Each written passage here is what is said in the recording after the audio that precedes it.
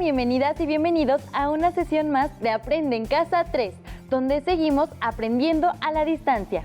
El día de hoy nos aventuraremos en este camino del saber en compañía de la maestra Esther Méndez Maceda. Bienvenida, maestra. Muchas gracias, Nadia. Es un placer estar nuevamente con ustedes.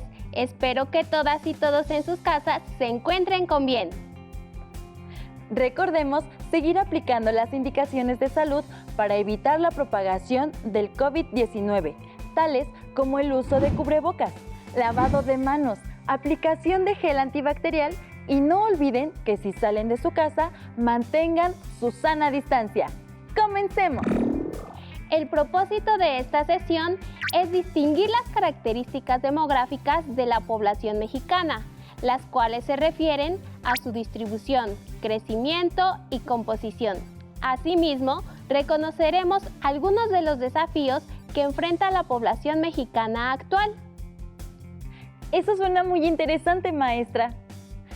¿Les parece si mencionamos lo que vamos a necesitar? ¡Claro que sí, Nadia! Lo que vamos a necesitar en esta sesión de Aprende en Casa Geografía es lo siguiente. 1. Cuaderno de notas. 2. Libro de texto. 3. Bolígrafo. Recuerden tomar nota de lo más importante. Nadia, ¿tú sabes en dónde se localiza la población mexicana y por qué? Maestra, pues en las sesiones anteriores vimos que la población tiende a concentrarse en los espacios urbanos, pero no recuerdo bien por qué y además qué ocurre en México. ¿Nos podría ayudar a complementar la información? Por supuesto. Comenzaremos hablando sobre la población que hay en México. Para el año 2020, la población total de la República Mexicana se contabilizó en 127.575.529 habitantes. Debido a la cantidad de población que se encuentra en nuestro territorio, México ocupa la posición número 10 a nivel mundial entre los países más poblados y en Latinoamérica se posiciona en el segundo lugar solo después de Brasil. Es importante mencionar que el Estado de México es el estado con la mayor cantidad de población, pues cuenta con 16.187.608 habitantes, y el estado de Colima es el que tiene el menor número de población, ya que cuenta con 711.235 habitantes. ¡Qué interesante, maestra! Recuerdo que mi abuelo me contaba que antes la población era menos, incluso que había grandes áreas de sembradío. ¿Qué nos puede comentar al respecto, profesora? Eso es correcto. Te cuento que a lo largo del siglo XX y a principios del siglo XXI, el crecimiento de la población en México cambió mucho.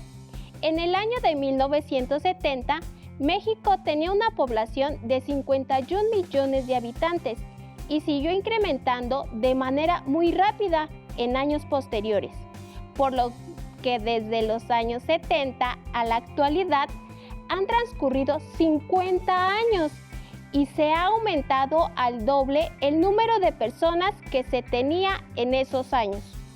Ahora, la densidad de población que posee nuestro territorio mexicano es de 65 habitantes por kilómetro cuadrado, siendo las zonas urbanas las que concentran el 80% de sus habitantes, mientras que el otro 20% vive en los espacios rurales. Es increíble cómo es que se ha incrementado la población. Pero dígame, maestra, ¿es cierto que en México hay más mujeres que hombres? Así es. De la población total que alberga México, el 51.1% de las personas son mujeres, mientras que el 48.9% son varones. Es importante saber que el 26.6% de los habitantes lo conforman los niños, el 66.4% lo ocupan personas que oscilan entre los 15 y 65 años de edad, y nuestros adultos mayores de 65 años representan el 7% de la población total. ¿Qué te parece, Nadia? Me he quedado sorprendida. Nunca hubiera imaginado que nuestro territorio es uno de los más habitados. Ahora los invitamos a ver y escuchar el siguiente video, en donde conoceremos cómo es que se distribuye la población en México. ¡Corre video! Hoy tenía una entrevista con un experto en estudios de la ciudad, pero el tráfico me impidió llegar a la cita. Cada vez invertimos más tiempo para ir a nuestros destinos y los efectos en la calidad del aire. Hola Edmundo, tienes razón, la concentración de habitantes en un territorio genera estos problemas. Te invito a ver la siguiente cápsula sobre el crecimiento, la estructura y la distribución poblacional de nuestro país.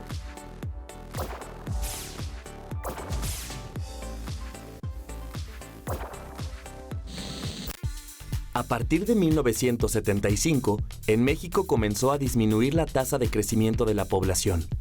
En 2015, esta fue de 1.4%. En ese entonces, hubo 119.530.753 habitantes en total. La población menor a 15 años empezó a bajar desde el año 2000. En 2015, representó 27% y para 2050 conformará el 21%. El grupo de 15 a 59 años en 2015 constituyó el 63% y se prevé que para 2050 disminuirá a 43%. El número de personas de 60 años y más aumentará considerablemente en la primera mitad del siglo XXI. En 2015 conformó el 10%. Para 2050 será el 22% aproximadamente. Estos cambios en el crecimiento y la estructura de la población del país tienen varias implicaciones. Por ejemplo, el descenso de la población menor de 15 años abre la oportunidad para mejorar tanto la calidad como la cobertura de servicios que aseguren su bienestar, en especial la salud materna e infantil y la educación básica. Los requerimientos del considerable número de población adulta en edad de trabajar exige la adecuación de programas de empleo, vivienda y salud. Y el crecimiento significativo de ancianos supone ampliar la oferta de servicios orientados hacia ellos, así como incorporar estrategias y programas que satisfagan sus necesidades con oportunidad y equidad. El progresivo envejecimiento de la población es uno de los principales cambios en la estructura poblacional, pero la distribución de los habitantes en el espacio geográfico también lo es. En México, la distribución de la población es desigual. Más del 80% de las personas se concentra en las localidades urbanas y solo el 20% habita localidades rurales. Esto trae consigo diversas consecuencias. Por ejemplo, en los espacios urbanos, tanto las fuentes de empleo como la infraestructura de transporte, educación y salud son insuficientes. Los asentamientos humanos, en constante expansión, invaden reservas ecológicas y áreas agrícolas. Cada vez hay más contaminación que afecta la salud de los habitantes. Y se generan problemas de desigualdad. Los residentes con menores ingresos se ven obligados a desplazarse hacia la periferia urbana, donde no hay infraestructura de servicios básicos. Por otro lado, en los espacios rurales existen problemas de pobreza y marginación. Muchas localidades dispersas presentan deficiencia de carreteras, lo que hace complicado ofrecer servicios básicos. Y la población rural, que migra hacia las zonas urbanas, deja a sus localidades sin la suficiente mano de obra para realizar actividades productivas. México cuenta con una proporción significativa de jóvenes y adultos en edad de trabajar. Nos vemos, Edmundo.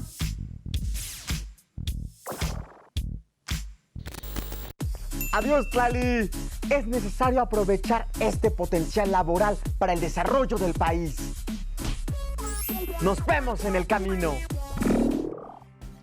Como pudimos escuchar y observar en el video, la concentración de la población se da principalmente en zonas urbanas, siendo las zonas rurales las que concentran menos población.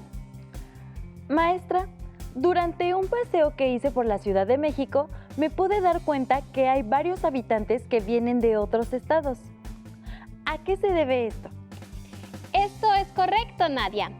Esto se debe a que la población de las comunidades rurales muchas veces migra a las ciudades en busca de mejores oportunidades de empleo.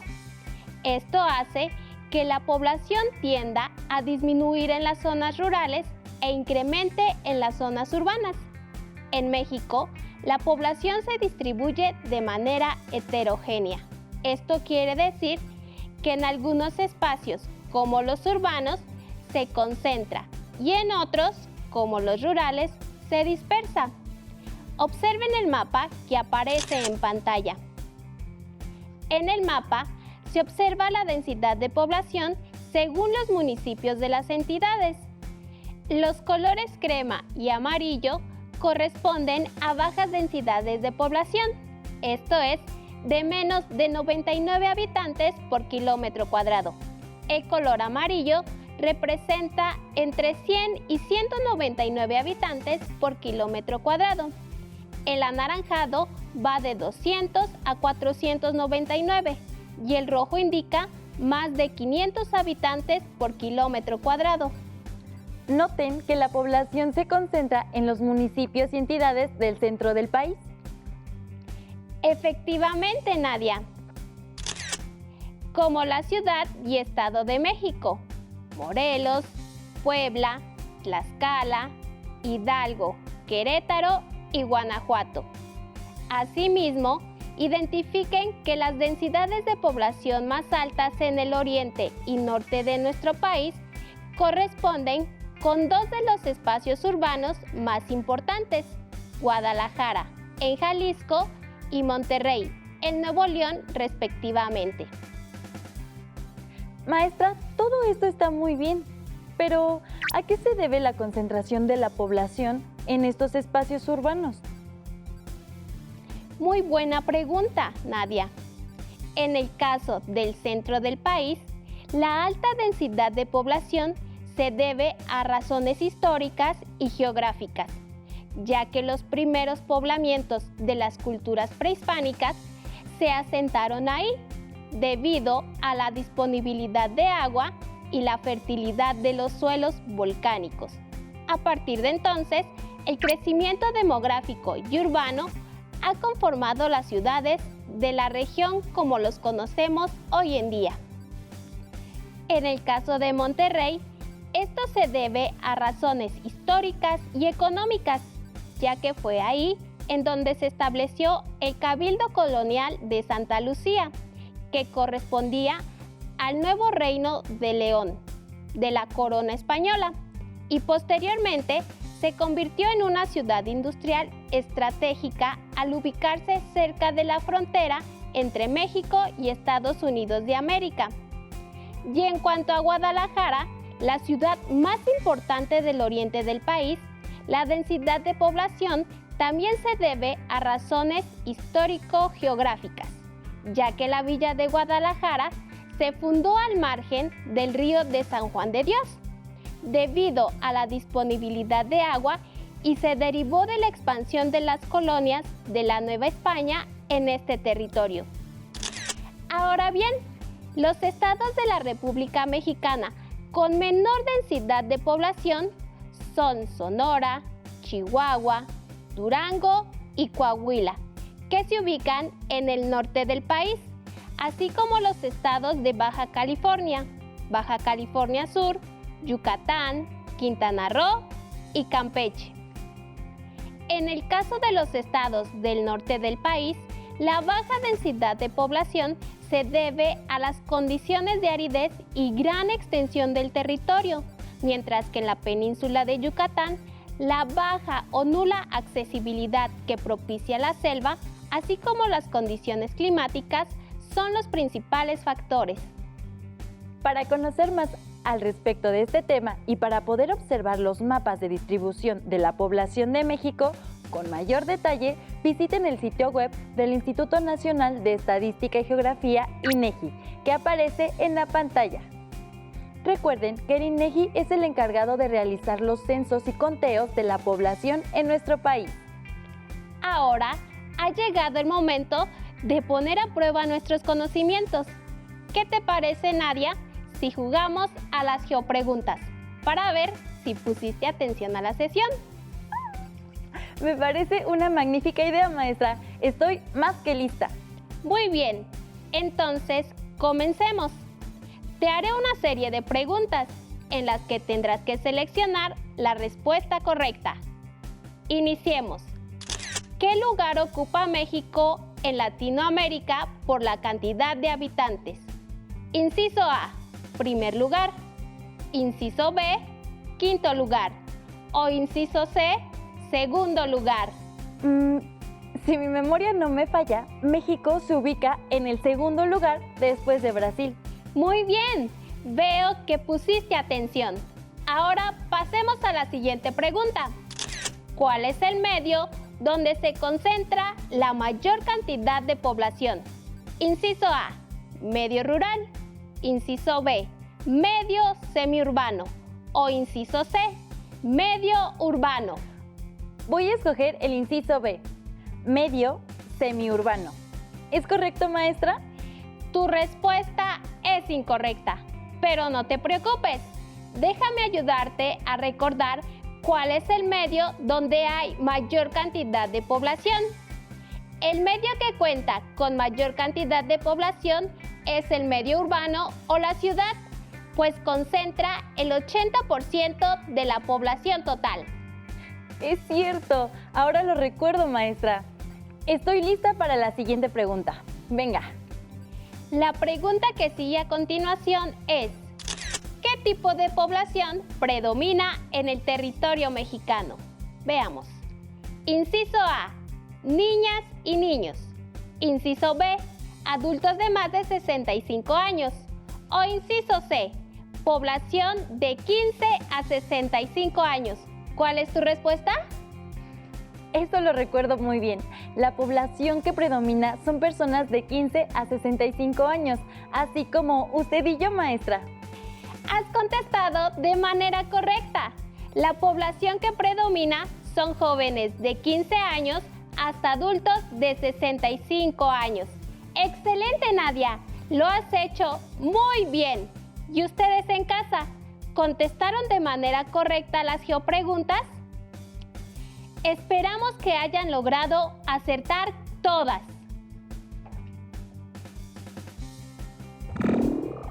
Ya casi estamos llegando al final de nuestra sesión, pero antes queremos plantearles a manera de reto que elaboren un pequeño censo con su familia.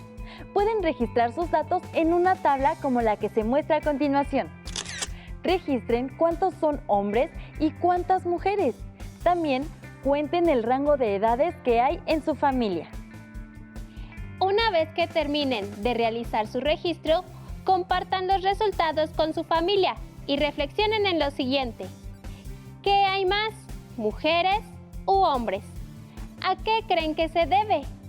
¿Cuál es la población predominante? ¿Por qué es así? En 5 años, ¿creen que su población familiar aumente de manera considerable? ¿Por qué? Como habrán notado, México es un país que ha tenido un incremento poblacional considerable en los últimos 50 años, incrementando más del doble su población en comparación con la que se registró en el año de 1970, siendo las zonas urbanas o las ciudades las que albergan la mayor densidad de población, pues se crea un fenómeno social, ya que en las zonas rurales la población migra a la ciudad. De esta manera, la población en el campo disminuye e incluso hay comunidades llamadas comunidades fantasmas. Se les ha llamado así porque su población ha desaparecido casi por completo a causa del movimiento migratorio. Por otra parte, la población en las ciudades incrementa debido a la llegada de personas migrantes del campo. Por ello, es importante que el gobierno otorgue las mismas oportunidades, tanto en comunidades rurales como urbanas, para que de este modo disminuya la cantidad de migrantes de las comunidades rurales a las ciudades. ¿Les gustaría saber cuánta población hay en su comunidad, localidad o ciudad?